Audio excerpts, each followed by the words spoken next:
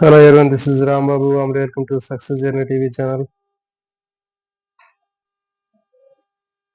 విద్యా దృక్పథాలు చాప్టర్లో మనం ఆర్టీఈ యాక్ట్ 2009 విద్యా హక్కు చట్టం ఈ టాపిక్ గురించి ఈరోజు డిస్కస్ చేద్దాం. ఇది చాలా చాలా ఇంపార్టెంట్ టాపిక్ అండి. ఖచ్చితంగా ఇది డిఎస్సిలో బిట్స్ వీటి నుంచి రావడానికి ఎక్కువ అవకాశం ఉంటుంది. అంజలిదేవి గారు గుడ్ ఈవినింగ్ అండి. లైవ్లోకి వచ్చిన మిత్రులందరూ కూడా గుడ్ ఈవినింగ్. రెగ్యులర్గా మనకి సైకాలజీ సంబంధించినటువంటి లైవ్లు ఇంతకుముందు కండక్ట్ చేసాము. నెక్స్ట్ దీని తర్వాత పర్స్పెక్టివ్స్ ఇన్ ఎడ్యుకేషన్ ఈ టాపిక్ నుంచి కూడా మనం లైవ్ని కండక్ట్ చేస్తున్నాం.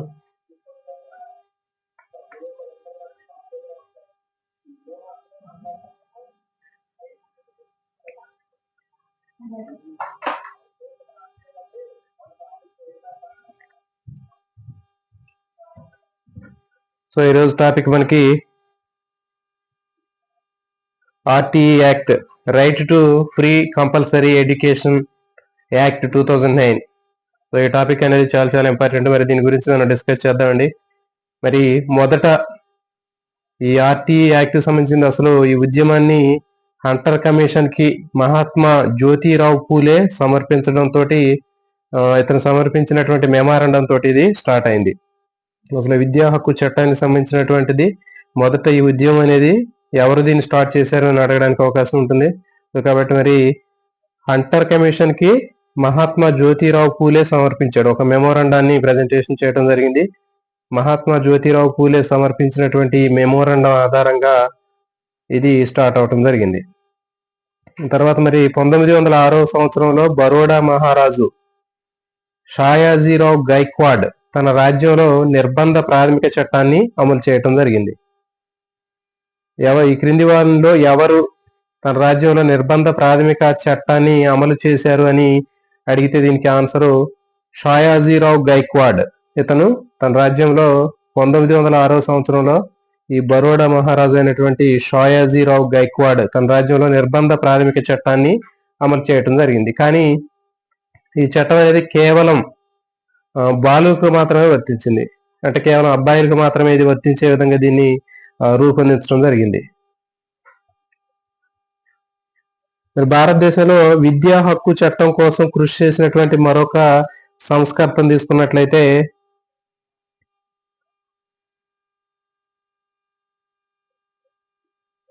రాజా రామ్మోహన్ రాయ్. ఇతను చాలా చాలా ఇంపార్టెంట్. ఇతను కూడా కృషి చేయడం జరిగింది. రాజా రామ్మోహన్ రాయ్ విద్యా హక్కు చట్టం కోసం కృషి చేసినటువంటి సంఘ సంస్కర్తను గుర్తించండి అని చెప్పి కింద ఇచ్చేటటువంటి ఆప్షన్ లో రాజా రామ్మోహన్ రాయ్ ఆప్షన్ ఇవ్వడానికి అవకాశం ఉంటుంది. సో కాబట్టి రాజా రామ్మోహన్ రాయ్ పేరును కూడా గుర్తుంచుకోవాలి. మన భారతదేశంలో రెండవ దశలో ప్రయత్నాల్లో భాగంగా మనకి ఉచిత నిర్బంధ విద్యా హక్కు గురించి రాజకీయ పరంగా గోపాలకృష్ణ గోఖలే శాసన మండలిలో సభ్యులుగా 1911లో ఒక తీర్మానాన్ని ప్రవేశపెట్టడం జరిగింది. కానీ అది వీగిపోయింది. సో దీని మీద కూడా బిట్ అడగడానికి అవకాశం ఉంటుంది. ఉచిత నిర్బంధ విద్యా హక్కు గురించి రాజకీయ పరంగా శాసన మండలిలో ఒక తీర్మానాన్ని పెట్టింది ఎవరు అని అడగడానికి అవకాశం ఉంటుంది. 1911లో నిర్బంధ విద్యా హక్కు గురించి శాసన మండలిలో తీర్మానాన్ని ప్రవేశపెట్టినటువంటి వ్యక్తిని గుర్తించండి అని అడిగితే గోపాలకృష్ణ గోఖలే అనేటటువంటి ఆప్షన్ మనం ఎంపిక చేసుకోవాలి. నెక్స్ట్ రాజా రామ్మోహన్ రాయ్ తర్వాత రెండవ దశలో ప్రయత్నంలో భాగంగా మనకి విఠల్ భాయ్ పటేల్ 1918లో బొంబాయి రాష్ట్ర శాసనసభలో ప్రవేశపెట్టడం జరిగింది.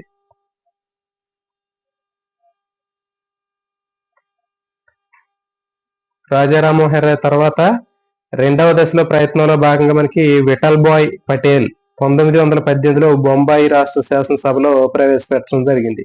ఈ ఉచిత నిర్బంధ హక్కు సంబంధించినటువంటిది రాజా రామ్మోహన్ రాయ్ తర్వాత చేసినటువంటి ప్రయత్నంలో భాగంగా విఠల్ భాయ్ పటేల్ 1918లో బొంబాయి రాష్ట్ర శాసనసభలో ప్రవేశపెట్టడం జరిగింది. మరి ఈ బిల్లు ఆమోదం పొందింది. ఇది ఆమోదం పొందింది కానీ ఇది అమలు అవటానికి మాత్రం నోచుకోలేదు. ఇది ఇంప్లిమెంట్ అవ్వలేదు. మరి దీన్ని ఏమని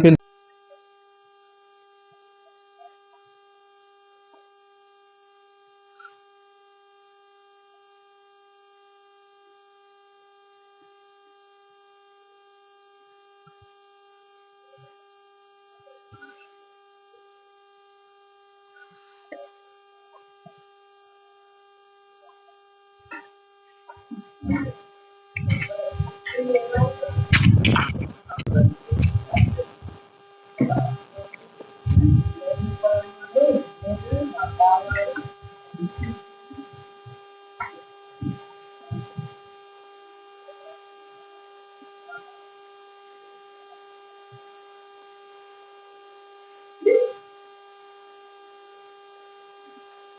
everyone, this is Ram Babu. Welcome to Success Journey TV channel.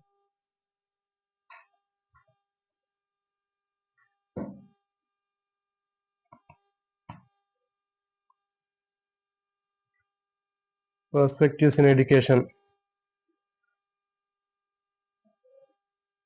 విద్యా దృక్పథాలు చాప్టర్ మనం ఆర్టీఈ యాక్ట్ 2009 విద్యా హక్కు చట్టం ఈ టాపిక్ గురించి ఈరోజు డిస్కస్ చేద్దాం. ఇది చాలా చాలా ఇంపార్టెంట్ టాపిక్ అండి. ఖచ్చితంగా ఇది డిఎస్సిలో బిట్స్ వీటి నుంచి రావడానికి ఎక్కువ అవకాశం ఉంటుంది. అంజలిదేవి గారు గుడ్ ఈవినింగ్ అండి. లైవ్లోకి వచ్చిన మిత్రులందరూ కూడా గుడ్ ఈవినింగ్. రెగ్యులర్గా మనకి సైకాలజీ సంబంధించినటువంటి లైవ్లు ఇంతకుముందు కండక్ట్ చేసాము. నెక్స్ట్ దీని తర్వాత పర్స్పెక్టివ్స్ ఇన్ ఎడ్యుకేషన్ ఈ టాపిక్ నుంచి కూడా మనం లైవ్ని కండక్ట్ చేస్తున్నాం.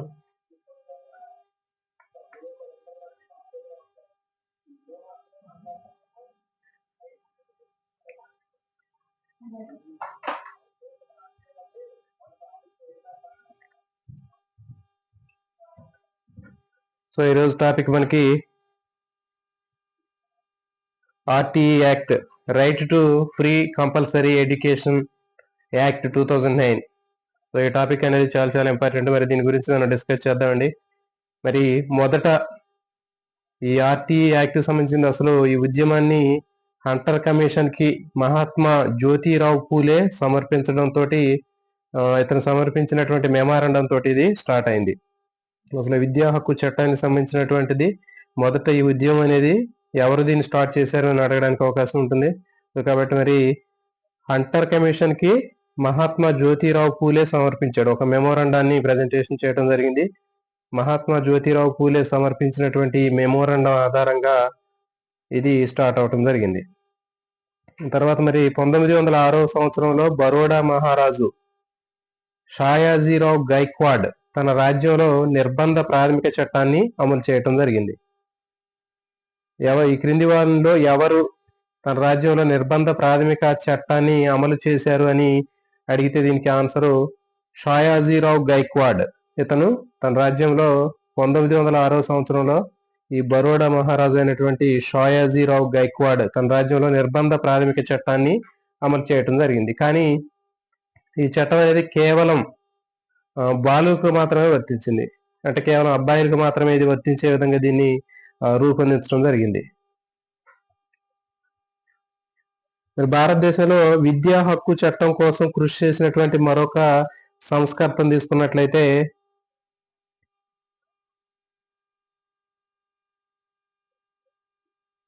రాజా రామ్మోహన్ రాయ్. ఇతను చాలా చాలా ఇంపార్టెంట్. ఇతను కూడా కృషి చేయడం జరిగింది. రాజా రామ్మోహన్ రాయ్ విద్యా హక్కు చట్టం కోసం కృషి చేసినటువంటి సంఘ సంస్కర్తను గుర్తించండి అని చెప్పి కింద ఇచ్చేటటువంటి ఆప్షన్ లో రాజా రామ్మోహన్ రాయ్ ఆప్షన్ ఇవ్వడానికి అవకాశం ఉంటుంది. సో కాబట్టి రాజా రామ్మోహన్ రాయ్ పేరును కూడా గుర్తుంచుకోవాలి. భారతదేశంలో రెండవ దశలో ప్రయత్నాల్లో భాగంగా మనకి ఉచిత నిర్బంధ విద్యా హక్కు గురించి రాజకీయ పరంగా గోపాలకృష్ణ గోఖలే శాసన మండలిలో సభ్యులుగా 1911లో ఒక తీర్మానాన్ని ప్రవేశపెట్టడం జరిగింది. కానీ అది వీగిపోయింది. సో దీని మీద కూడా బిట్ అడగడానికి అవకాశం ఉంటుంది. ఉచిత నిర్బంధ విద్యా హక్కు గురించి రాజకీయ పరంగా శాసన మండలిలో ఒక తీర్మానాన్ని పెట్టింది ఎవరు అని అడగడానికి అవకాశం ఉంటుంది. 1911లో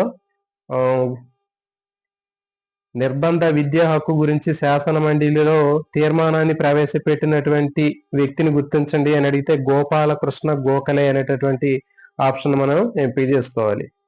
నెక్స్ట్ రాజా రామ్మోహన్ రాయ్ తర్వాత రెండవ దశలో ప్రయత్నంలో భాగంగా మనకి విఠల్ భాయ్ పటేల్ 1918లో బొంబాయి రాష్ట్ర శాసనసభలో ప్రవేశపెట్టడం జరిగింది.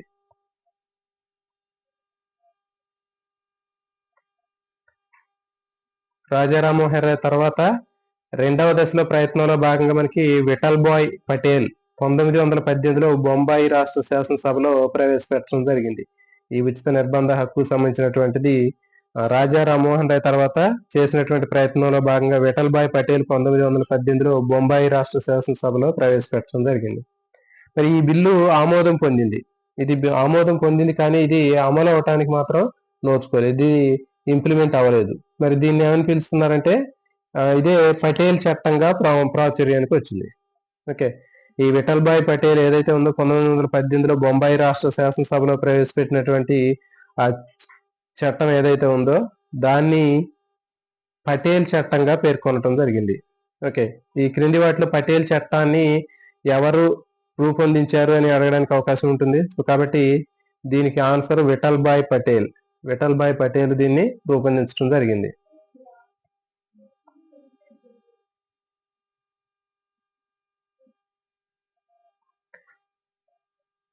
రెండు 2002 సంవత్సరంలో జస్టిస్ వెంకటాచలమయ్య ఆధ్వర్యంలో గల రాజ్యాంగ సమీక్ష కమిషన్ చట్టము ఈ చట్టం గురించి కొన్ని తీర్మానాలు చేసింది.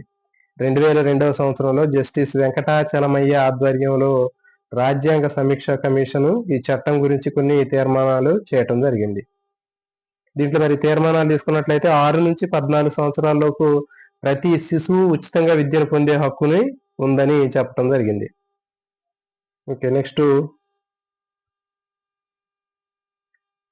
విద్యా హక్కు 21A కింద చేర్చాలని చెప్పింది. అంటే విద్యా హక్కుని 21A కింద చేర్చాలని, తర్వాత 14 సంవత్సరాలు వచ్చే వరకు ఉచితంగా విద్యను పొందే హక్కును కల్పించాలని చెప్పడం జరిగింది. నెక్స్ట్ బాలికలు ఎస్సీ ఎస్టీలకు గరిష్టంగా 18 సంవత్సరాలు వరకు ఉచిత విద్య పొందే అవకాశాన్ని కల్పించాలని చెప్పడం జరిగింది.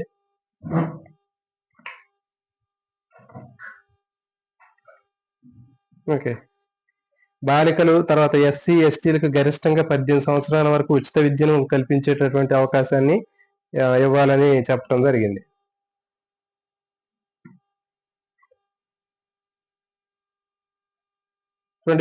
తర్వాత ఈ చట్టం 2002లో జరిగినటువంటి 86వ రాజ్యాంగ సవరణ ఆర్టికల్ 21లో గల 6 నుంచి 14 సంవత్సరాల వయసు కలిగినటువంటి బాల బాలికలకు ఉచిత విద్యను అందించాలి అనే మాటకి కార్యరూపమే ఈ విద్యా హక్కు చట్టం. అయితే మరి ఈ విద్యా హక్కు చట్టానికి 2009కి కార్యరూపం ఏది అంటే చూడండి, 2002లో జరిగినటువంటి 86వ రాజ్యాంగ సవరణ.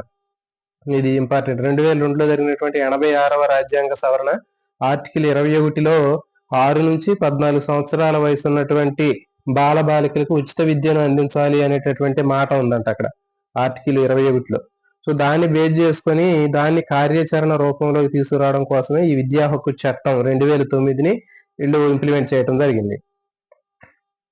సో కాబట్టి ఇప్పుడు మనకు ఉన్నటువంటి ఈ విద్యా హక్కు చట్టం 2009 అనేది ఏ రాజ్యాంగ సవరణలో ఉన్నటువంటి అంశాన్ని ఆధారంగా తయారు చేశారంటే 86వ రాజ్యాంగ సవరణ ఆర్టికల్ 21లో ఏమని ఉంది అంటే 6 నుంచి 14 సంవత్సరాల వయసు ఉన్నటువంటి పిల్లలకు బాలబాలికలకు ఉచిత విద్యను అందించాలి అనేటటువంటి ఆ మాట ఏదైతే ఉందో దాని యొక్క కార్యాచరణ రూపమే ఇప్పుడున్నటువంటి విద్యా హక్కు చట్టం. మరి దీనికి సంబంధించినటువంటి అమలు గురించి చూద్దాం, ఇది ఎట్లా ఉంది ఏంటి అనేది చూద్దాం. ఈ చట్టానికి 2009 ఆగస్టు 26న రాష్ట్రపతి ఆమోద ముద్ర వేయటం జరిగింది. ఆర్టీఈ యాక్ట్ ఉచిత నిర్బంధ ప్రాథమిక విద్య అనేటటువంటి ఆర్టీఐ యాక్ట్ ఏదైతే ఉందో దీన్ని మరి ఈ చట్టాన్ని 2009 ఆగస్టు 26న రాష్ట్రపతి ఆమోద ముద్ర వేయటం జరిగింది. రాష్ట్రపతి ఎప్పుడు ఈ చట్టానికి ఆమోద ముద్ర వేశారు అని అడిగితే 2009 ఆగస్టు 26.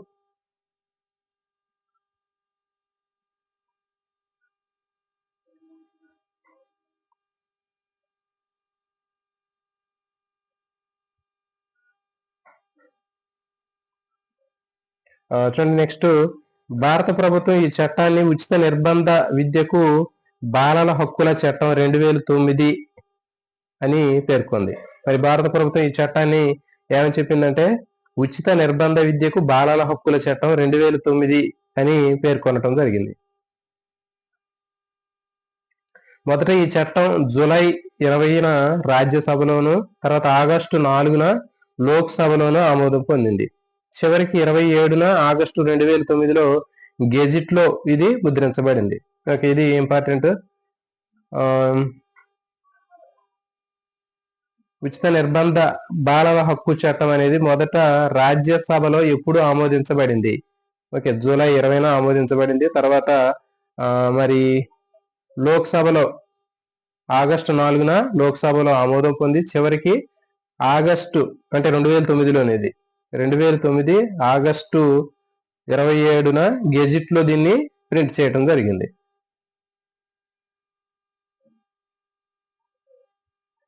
తర్వాత ఏప్రిల్ 1, 2010 నుంచి విద్యా హక్కు చట్టం అనేది అమల్లోకి వచ్చింది. ఇది ఇంపార్టెంట్ అండి. విద్యా హక్కు చట్టం అమల్లోకి వచ్చినటువంటి తేదీని గుర్తించండి అని అడుగుతాడు. సో కాబట్టి దీనికి సరైన సమాధానము 2010 ఏప్రిల్ 9.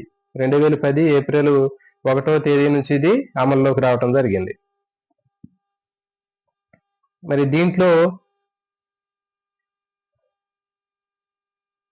ఈ చట్టంలో మనకి 7 అధ్యాయాలు 38 సెక్షన్లు తర్వాత ఒక షెడ్యూల్ ఉన్నాయి. సో ఇది గుర్తుపెట్టుకోవాలి. విద్యా హక్కు చట్టము ఆర్టీ యాక్ట్ 2009 కు సంబంధించి క్రింది వాటిలో సరైనటువంటి వాక్యాన్ని గుర్తించండి అని అడుగుతాడు. సో కాబట్టి మరి ఈ క్రింది వాటిలో సరైన వాక్యం అంటే ఏమని చెప్తాడు?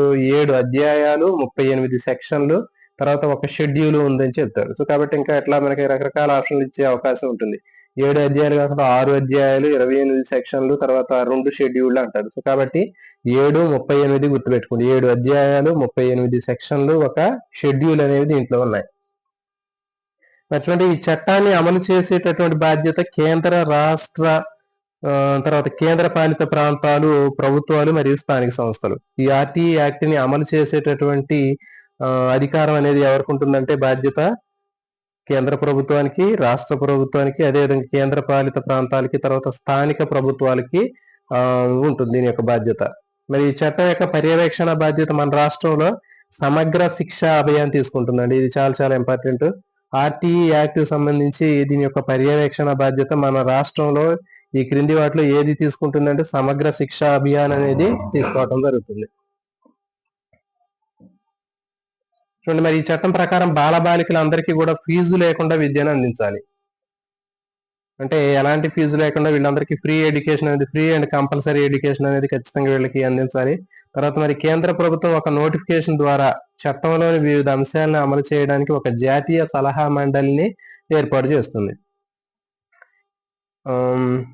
ఇంకా తర్వాత చూద్దాం. మరి దీనికి ఒక జాతీయ సలహా మండలి అనేది ఏర్పాటు అవుతుంది. ఇది పెద్ద ఎట్లాంటివి కొన్ని ఇంపార్టెంట్ కాదండి, మనం చదువుకునేవి మనకు అర్థమవుతూనే ఉంటాయి. సో ముఖ్యమైనటువంటి బాగా ముఖ్యమైనటువంటివి మాత్రమే ఇక్కడ మనం వాటిని ఎక్కువ గుర్తుపెట్టుకుంటే సరిపోతుంది. దీంట్లో ఎలాంటి అప్లికేషన్ టైప్ బిట్లు కానీ డెప్త్ గా అడగడానికి అవకాశం ఉండదు. సో కాబట్టి మ్యాటర్ చాలా ఎక్కువగా ఉంటుంది కాబట్టి మనకి ముఖ్యమైనటువంటి అంశాలను మనం బాగా ఎక్కువగా గుర్తుపెట్టుకుంటే సరిపోతుంది.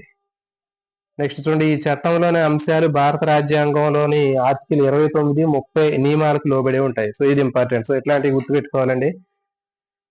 ఆర్టీ యాక్ట్ ఏదైతే ఉందో ఈ ఆర్టీ యాక్ట్ లోనే ఉన్నటువంటి అంశాలు భారత రాజ్యాంగంలోని ఏ ఆర్టికల్లోని ఏ నియమాలకు లోబడి ఉంటాయి అంటే చూడండి 29, 30 ఆర్టికల్స్ కి లోబడి ఉంటాయి.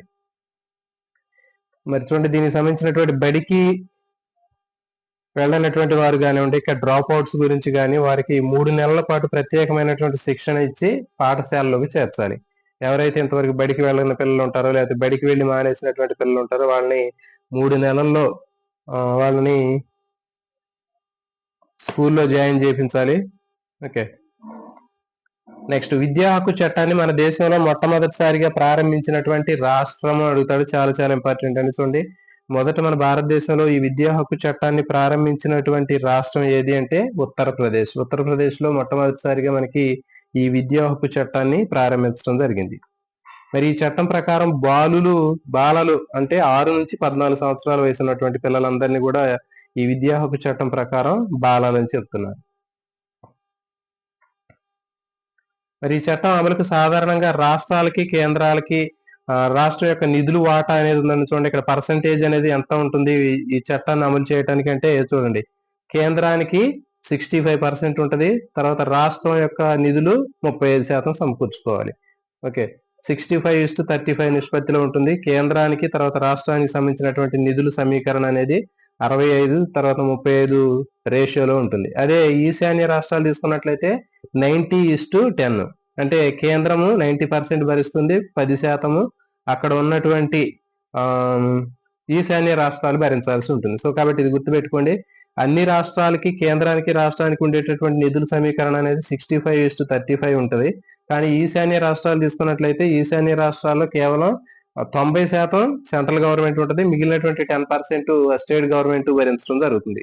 ఓకే, ఈ చట్టం అమలు చేయడానికి కావాల్సినటువంటి నిధుల సమీకరణ చూడండి. మరి ఓ ప్రైవేటు లేకపోతే ఎయిడెడ్ అన్ఎయిడెడ్ పాఠశాలలో 25% మందికి 1వ తరగతి నుంచి ఉచిత విద్యను బలహీన వర్గ పిల్లలకి అందించాలి. చూడండి, ఒక ప్రైవేట్ గానీ అన్ఎయిడెడ్ ఎయిడెడ్ ఉన్నటువంటి పాఠశాలలో 25% 1వ తరగతి నుంచి ఉచిత విద్యను పిల్లలకి అందించాల్సినటువంటి అవసరం ఉంటుంది.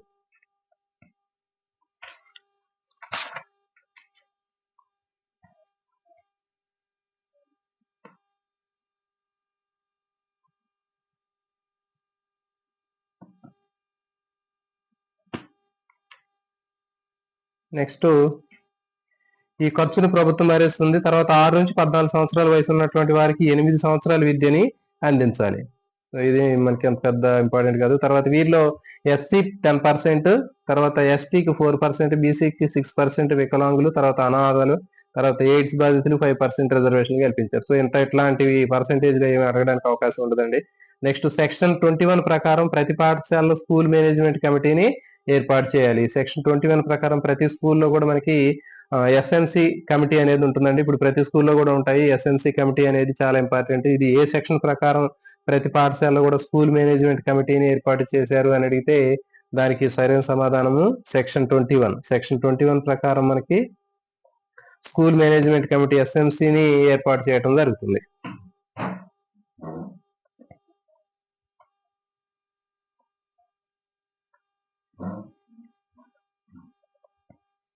దీంట్లో చూడండి, ఖచ్చితంగా 50% మహిళా సభ్యులు ఉండాలి.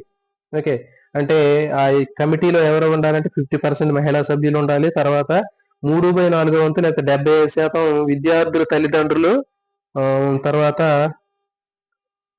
25% ప్రజాప్రతినిధులు, ఉపాధ్యాయులు, తర్వాత పిల్లలు, ఇతర సభ్యులు ఉంటారు. కాబట్టి 50% మహిళా సభ్యులు ఉంటారు.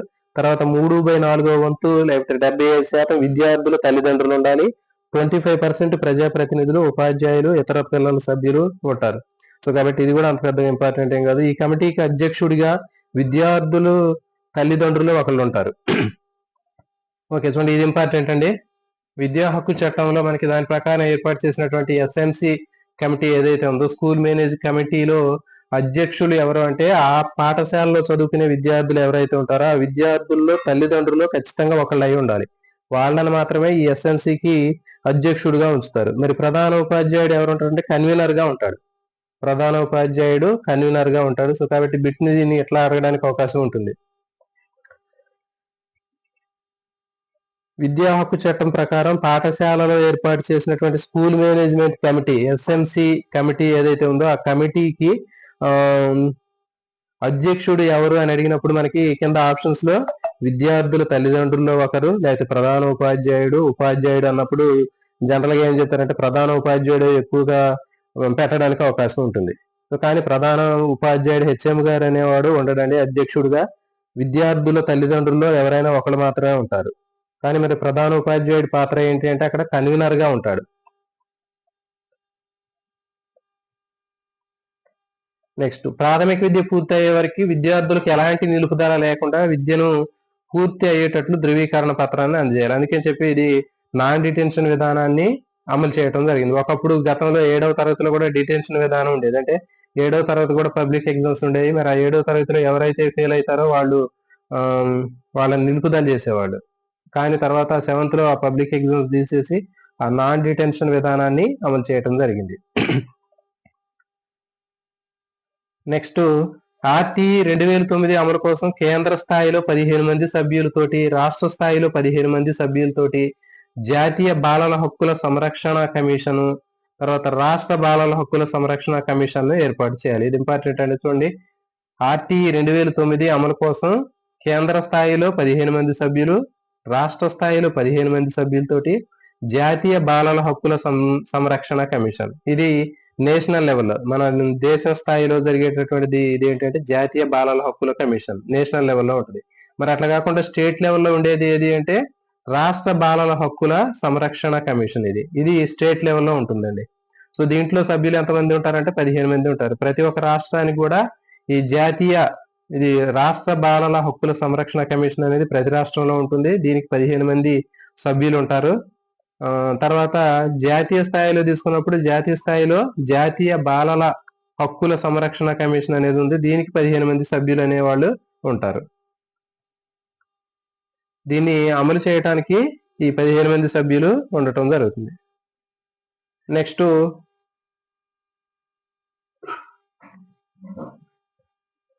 విద్యా సంవత్సరంలో ప్రాథమిక స్థాయి 1 నుంచి 5 తరగతులు అయితే పాఠశాల పనిచేసే రోజులు 200 రోజులు. ఇది చాలా చాలా ఇంపార్టెంట్ అండి. ఇట్లాంటివి అడగడానికి అవకాశం ఉంటుంది ఎక్కువగా. ఇక్కడ చూడండి, ప్రాథమిక స్థాయిలో 1 నుంచి 5 తరగతులకు పాఠశాల పనిచేసే రోజులు ఎన్ని రోజులు అంటే 200 రోజులు, 200 డేస్ అనేవి ఉంటాయి. రోజుకి బోధన 4 గంటలు, సంవత్సరానికి 800 గంటలు ఉంటుంది. అయితే మన రాష్ట్రంలో మాత్రం 220 రోజులు పని దినాలు అనేవి ఉన్నాయి. ఓకే, ఇది ఇంపార్టెంట్. ప్రాథమిక స్థాయిలో పాఠశాల పనిచేసే రోజులు ఎంత అంటే 200 రోజులు. ఇంపార్టెంట్ ఇది. మరి ప్రాథమిక ఉన్నత పాఠశాల. ఇప్పుడు ప్రాథమిక ఉన్నత పాఠశాల అయితే పని దినాలు 220 రోజులు ఉంటాయండి.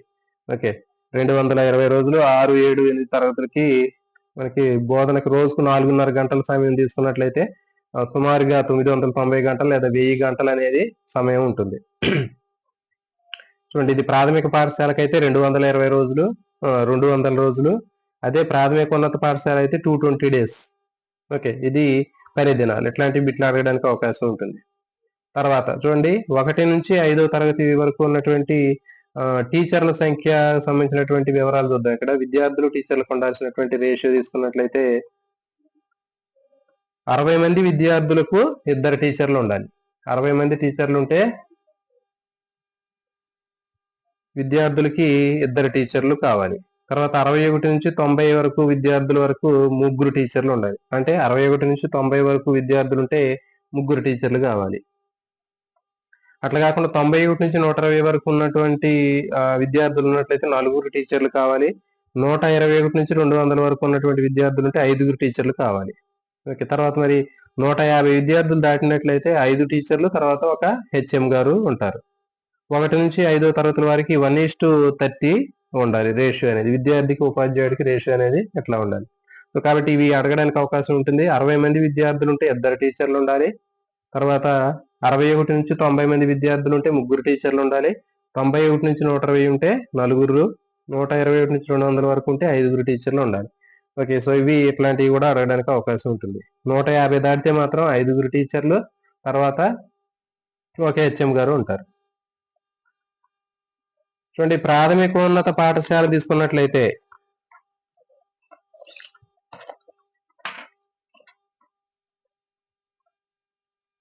ప్రాథమికోన్నత పాఠశాలలో 6 నుంచి 8 మంది 6 నుంచి 8వ తరగతి తీసుకుంటే కనీసం ఒక ఉపాధ్యాయుడు సబ్జెక్ట్ కి ఉండాలి.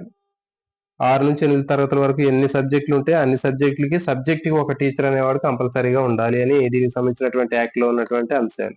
ఓకే, పాఠశాలలో పనిచేస్తున్న ఉపాధ్యాయులు చట్టం అమలు అయిన తర్వాత 5 సంవత్సరాల లోపు బోధన తగిన అర్హత పొందాలి. ఇంకేదైనా అర్హత కనుక ఉన్నట్లయితే అదనపు అర్హత కావాల్సి వచ్చినప్పుడు వాళ్ళు ఏం చేయాలంటే 5 సంవత్సరాల లోపు వాళ్ళకి బోధన తగినటువంటి అర్హత అనేది వాళ్ళు పెంపొందించుకోవాలి. ఫర్ ఎగ్జాంపుల్, ఇప్పుడు టెట్ అనేది ఉంది. ఒకవేళ టెట్ అనేది ఈ మధ్య కూడా టెట్ రాయినటువంటి వాళ్ళు కూడా ఖచ్చితంగా ప్రమోషన్ కి టెట్ కావాలని అడుగుతున్నారు. సో కాబట్టి అలాంటివి ఏమైనా ఉన్నట్లయితే ఉపాధ్యాయ ఈ చట్టం ప్రకారం, ఆర్టీ యాక్ట్ ప్రకారం 5 సంవత్సరాల్లో బోధనకు తగినటువంటి అర్హతను వాళ్ళు సంపాదించుకోవాలి.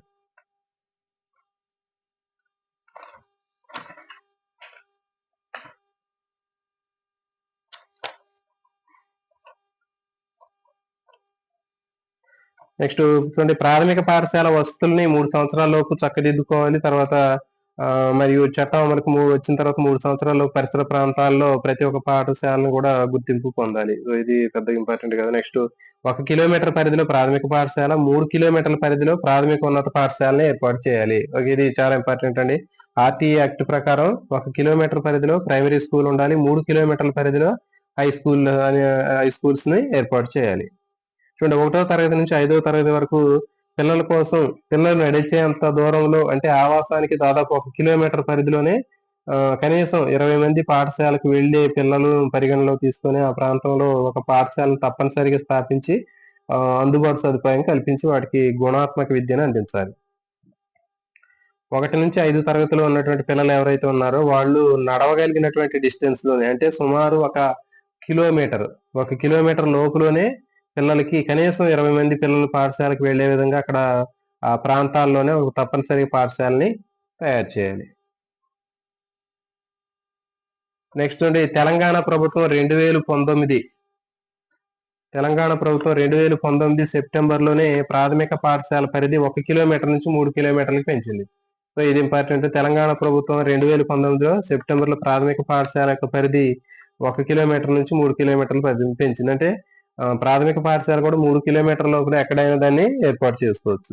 విద్యా హక్కు చట్టం అమలులో భారతదేశం యొక్క స్థానము 136వ స్థానం అండి. ఇది ఇంపార్టెంట్ అండి. ఇట్లాంటివి కూడా ఎక్కువ అడగడానికి అవకాశం ఉంటుంది. మనకు అర్థమైపోతూనే ఉంటాయి.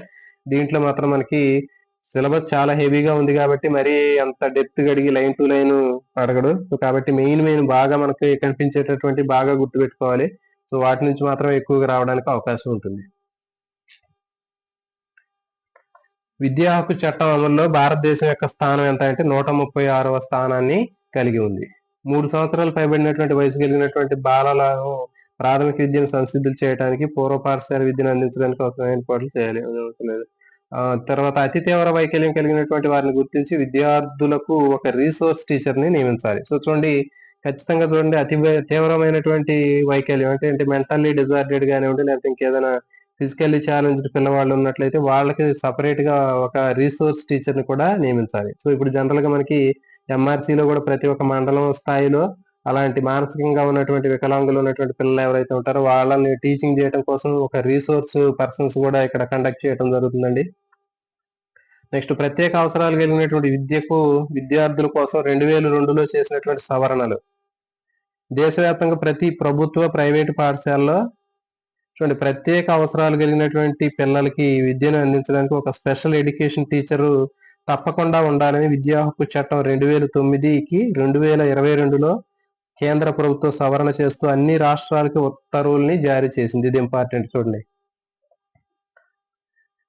దేశవ్యాప్తంగా ఏ ప్రభుత్వ ప్రైవేట్ పాఠశాలలోనైనా సరే ప్రత్యేక అవసరాలు కలిగినటువంటి పిల్లలు ఉంటారు. మెంటల్లీ రిటార్డెడ్ పిల్లలు ఉంటారు. మరి వాళ్ళు సాధారణంగా ఉన్నటువంటి పిల్లలతోటి నార్మల్ గా ఉన్నటువంటి పిల్లలతో కలిసి చదువుకోవడం అనేది వాళ్ళకి సాధ్యం కాదు. కాబట్టి అలాంటి పిల్లలకి ఒక స్పెషల్ ఎడ్యుకేషన్ టీచర్ ని ప్రొవైడ్ చేయాలి అని ఖచ్చితంగా ఉండాలి అని విద్యా హక్కు చట్టం 2009కి 2022లో కేంద్ర ప్రభుత్వం సవరణ చేసి అన్ని రాష్ట్రాలకు కూడా ఉత్తర్వులు జారీ చేయడం జరిగింది. ఇది ఇంపార్టెంట్ అండి. 2022 సంవత్సరంలో 2009 విద్యా హక్కు చట్టానికి సవరణ ఇది. ఏ సంవత్సరంలో ఈ సవరణ చేశారు? ప్రత్యేక అవసరాలు కలిగినటువంటి పిల్లలకు విద్యను అందించడం కోసం ఒక స్పెషల్ ఎడ్యుకేషన్ టీచర్ తప్పకుండా ఉండాలని విద్యా హక్కు చట్టం 2009కి ఏ సంవత్సరంలో కేంద్ర ప్రభుత్వం సవరణ చేసింది అని అడుగుతాడు. సో కాబట్టి దీనికి సరైన సమాధానము 2022లో అని ఆన్సర్ రాయాలి. మరి ఈ సవరణ ప్రకారం ఏంటి అంటే చూడండి 1 నుంచి 5 తరగతిలో ఉన్నటువంటి ప్రతి 10 మంది దివ్యాంగులైనటువంటి విద్యార్థులకి 6 నుంచి 8 తరగతుల్లో ప్రతి 15 మంది దివ్యాంగులైనటువంటి విద్యార్థులకు ఒక స్పెషల్ టీచర్ ఖచ్చితంగా ఉండాలి. చూడండి 1 నుంచి 5 తరగతుల్లో ఉన్నటువంటి ప్రతి 10 మందికి ఒక టీచర్ ఉండాలి. ఓకే. సో ఫర్ ఎగ్జాంపుల్ 1వ తరగతి నుంచి 5వ తరగతి చదివేటటువంటి పిల్లల్లో మొత్తం ఒక 10 మంది దివ్యాంగులు ఉన్నట్లయితే ఓకే వాళ్ళకి ఒక టీచర్ ఉండాలి. అదే 6th క్లాస్ నుంచి 8th క్లాస్ వరకు తీసుకుంటే 6th నుంచి 8th క్లాస్ లో ప్రతి 15 మందికి ఒక టీచర్ ఉండాలి. ఓకే స్పెషల్ ఎడ్యుకేషన్ టీచర్ అనేవాళ్ళు ఉండాలి. సో ఇది ఇంపార్టెంట్. ఏకోపాధ్యాయ పాఠశాలలో నెక్స్ట్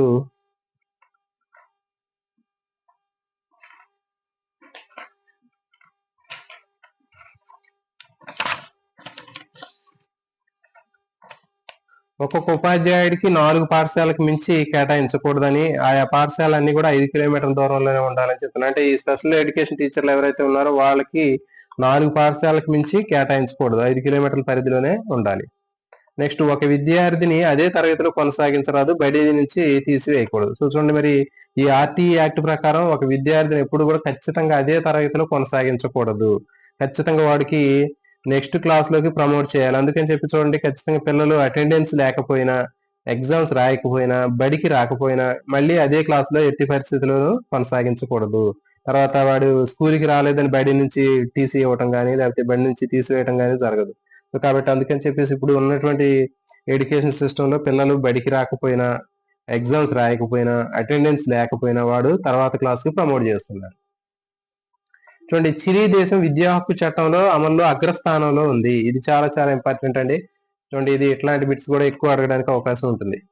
విద్యా హక్కు చట్టం అమల్లో అగ్రస్థానంలో ఉన్నటువంటి దేశం ఏది అంటే చిలీ దేశం. చిలీ దేశం విద్యా హక్కు చట్టం అమల్లో అగ్రస్థానంలో ఉంది. మరి మన భారతదేశంలో అగ్రస్థానంలో ఉన్న రాష్ట్రం ఏది అంటే కేరళ. ఇది చాలా చాలా ఇంపార్టెంట్ అండి. విద్యా హక్కు చట్టం అమల్లో భారతదేశంలో అగ్రస్థానంలో ఉన్నటువంటి రాష్ట్రం ఏదంటే కేరళ. నెక్స్ట్, ఈ చట్టంలోని అంశాలకు తగినట్టుగా విద్యా ప్రణాళికను, మూల్యాంకన విధానాలని రూపకల్పన చేసే బాధ్యత వహించేటటువంటి రాష్ట్ర స్థాయి సంస్థ ఏది అంటే ఎస్సిఈఆర్టీ. సో ఇది ఇంపార్టెంట్ అండి. అంటే విద్యా హక్కు చట్టం దాంట్లో ఉన్నటువంటి అంశాలకు తగినట్టుగా విద్యా ప్రణాళిక, మూల్యాంకన విధానం అంటే సిలబస్ కానివ్వండి, తర్వాత ఎవాల్యుయేషన్ పరీక్షలు కానివ్వండి, వీటిని రూపొందించేటటువంటి బాధ్యత ఎవరిది అంటే SCERT. Okay, state council for education and research training అని ఉంటుంది, ఎస్సిఆర్టీ. సో ఇది బాధ్యత వహించింది. అంటే విద్యా హక్కు చట్టంలో ఉన్నటువంటి అంశాలకు అనుకూలంగా విద్యా ప్రణాళిక తయారు చేయడం, సిలబస్ తయారు చేయడం, తర్వాత ఎవాల్యుయేషన్ అంటే పరీక్షల విధానాలు రూపొందించడం, ఇవన్నీ కూడా బాధ్యత ఎస్సిఆర్టీ తీసుకుంటుంది. అందుకని చూడండి, ఇప్పుడు పిల్లలకి సిసిఈ విధానం అనేది ఉంది. అంటే ఏంటి, ఇదంతా కూడా ఏంటి అంటే విద్యా హక్కు చట్టంలో భాగంగానే ఇవన్నీ రూపొందించడం జరిగింది. అంటే ఎస్సిఆర్టీలో భాగంగా మనకి పిల్లలందరికీ కూడా ఇలాంటి పరీక్షల్ని రూపొందించడం జరుగుతుంది.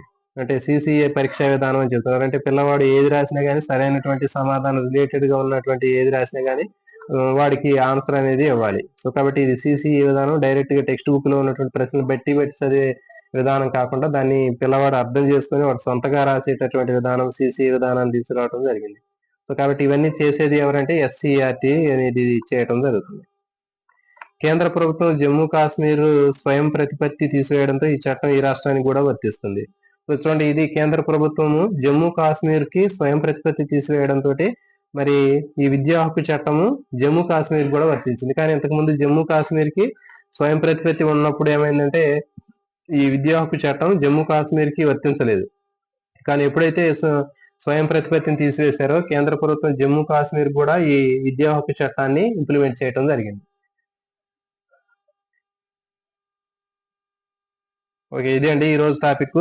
ఇది దీనికి సంబంధించినటువంటివి. ఇంకొక క్లాస్ ఉంటుంది. ఇంకొక క్లాస్ తీసుకుంటే మనకి దీనికి సంబంధించినటువంటి మెయిన్ ఇంపార్టెంట్ పాయింట్స్ కూడా అయిపోతాయి. సో కాబట్టి ఇక్కడ మన ఈ విద్యా హక్కు చట్టానికి సంబంధించినటువంటి దాంట్లో మొత్తం ఫిల్టర్ చేసి ముఖ్యమైనటువంటి అంశాలను మీకు ఇక్కడ ఇవ్వటం జరిగింది. సో కాబట్టి మరి ఇవన్నీ కూడా మీ అందరికి కూడా బాగా యూజ్ అవుతాయని ఆశిస్తున్నాను. ఎవరైనా ఛానల్లో కొత్తగా వస్తే ఛానల్ సబ్స్క్రైబ్ చేయండి, మన ఛానల్ ఫాలో అవ్వండి. అదేవిధంగా ఆల్ నోటిఫికేషన్ బెల్ ఐకాన్ ని ఆన్ చేసి పెట్టుకోండి. మీకు రెగ్యులర్ గా వీటికి సంబంధించినటువంటి బిట్స్ కూడా మీకు ఇవ్వడం జరుగుతుంది. అదేవిధంగా ఇంకా మనకి మన ఛానల్లో చాలా రకాలైనటువంటి కంటెంట్ అనేది ఉంది. సైకాలజీ, మెథడాలజీ, తర్వాత ఇంకా perspectives in education, biology, so ఇవన్నీ కూడా ఉన్నాయి. కాబట్టి ఎవరైనా మీ ఫ్రెండ్స్ కూడా వీటిని షేర్ చేయండి. ఓకే, థ్యాంక్ యూ అండి.